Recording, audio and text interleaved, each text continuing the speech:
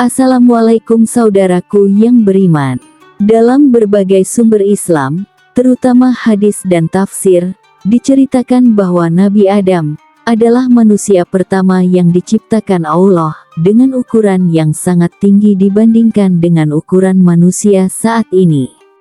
Tinggi Nabi Adam digambarkan mencapai 60 hasta atau sekitar 27-30 meter.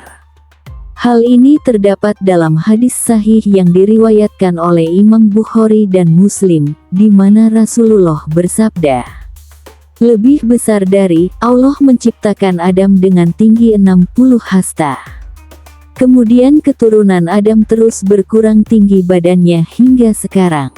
Hadis riwayat Bukhari dan Muslim. Menurut hadis ini, tinggi Nabi Adam adalah 60 hasta. Sementara generasi manusia setelahnya secara bertahap mengalami penurunan tinggi hingga ukuran yang kita lihat sekarang.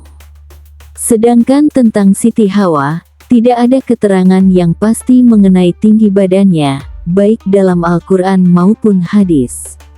Namun, karena Hawa diciptakan sebagai pasangan Nabi Adam dan memiliki ukuran tubuh yang sesuai dengannya, banyak ulama berpendapat bahwa tingginya juga mungkin sebanding atau mendekati tinggi Nabi Adam.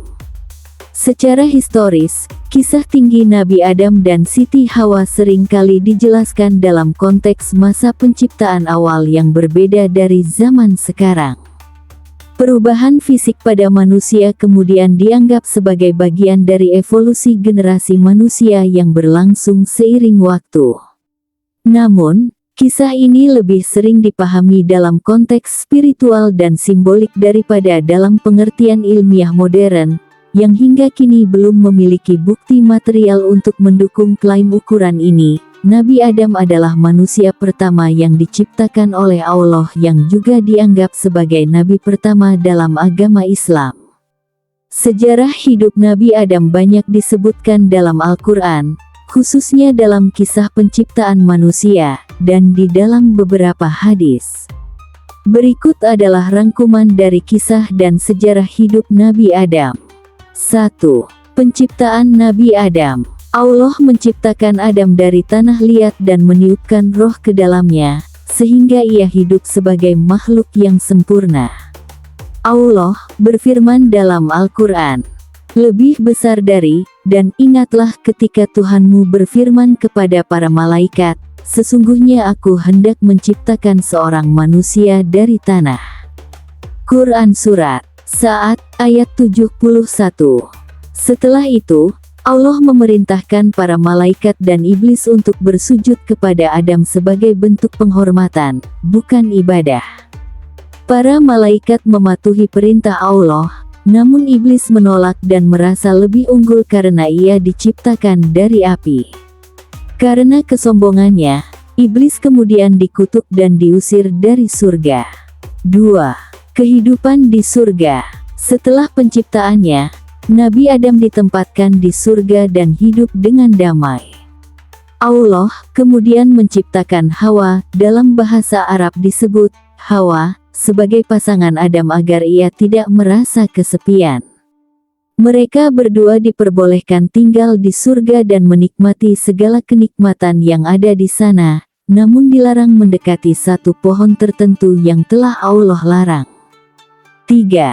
Tergoda oleh iblis. Iblis, yang merasa iri kepada Adam dan Hawa, kemudian menggoda mereka untuk melanggar perintah Allah dengan mendekati pohon terlarang tersebut. Iblis meyakinkan mereka bahwa jika mereka makan dari pohon itu, mereka akan mendapatkan kehidupan abadi atau menjadi seperti malaikat. Akhirnya, Adam dan Hawa tergoda dan memakan buah tersebut, melanggar perintah Allah.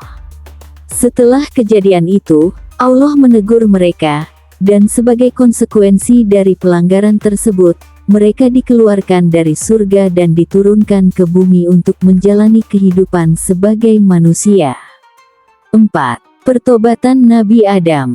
Setelah diturunkan ke bumi, Adam dan Hawa menyesali perbuatannya dan berdoa memohon ampun kepada Allah. Dalam Al-Quran disebutkan bahwa Allah menerima taubat mereka. lebih besar dari. Kemudian Adam menerima beberapa kalimat dari Tuhannya, maka Allah menerima taubatnya. Sesungguhnya Allah Maha Penerima Taubat lagi Maha Penyayang. Quran Surat Al-Baqarah ayat 37. 5. Kehidupan di bumi dan keturunan. Setelah diterima taubatnya, Nabi Adam dan Siti Hawa hidup di bumi dan menjadi nenek moyang umat manusia. Mereka memiliki anak-anak yang kemudian menyebar menjadi banyak generasi.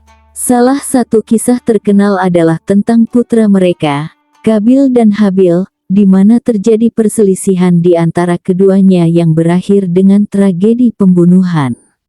Ini menjadi pembelajaran bagi umat manusia mengenai bahaya kedengkian dan permusuhan. 6. Peran sebagai Nabi. Nabi Adam juga memiliki peran sebagai Nabi pertama. Allah memberikannya petunjuk dan ilmu yang kemudian disampaikan kepada keturunannya. Nabi Adam mengajarkan tentang keesaan Allah dan ketaatan pada perintahnya. Ia adalah pemimpin spiritual pertama yang menanamkan nilai-nilai agama, akhlak, dan kehidupan berkeluarga. 7. Wafatnya Nabi Adam. Nabi Adam hidup selama ratusan tahun di bumi sebelum akhirnya wafat. Ada riwayat yang menyebutkan bahwa usianya mencapai 1000 tahun, meski ini belum dapat diverifikasi dengan jelas. Setelah wafat, Nabi Adam dimakamkan dan posisinya sebagai nabi digantikan oleh keturunannya yang terpilih, yaitu Nabi Syits. Makna dan pelajaran dari kisah Nabi Adam. Kisah Nabi Adam dalam Islam mengandung berbagai pelajaran penting bagi umat manusia, di antaranya penciptaan dan keistimewaan manusia. Allah menciptakan manusia dengan kehendaknya dan memberikan kelebihan akal serta tugas sebagai khalifah di bumi.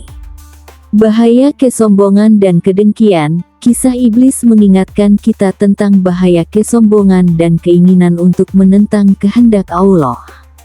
Pentingnya taubat. Kesalahan yang dilakukan Adam dan Hawa mengajarkan pentingnya taubat dan memohon ampun kepada Allah jika kita melakukan kesalahan. Secara keseluruhan, sejarah Nabi Adam bukan hanya sekadar kisah penciptaan manusia, tetapi juga memberi banyak hikmah dan inspirasi bagi umat manusia untuk menjadi pribadi yang taat, rendah hati, dan senantiasa bertobat kepada Allah.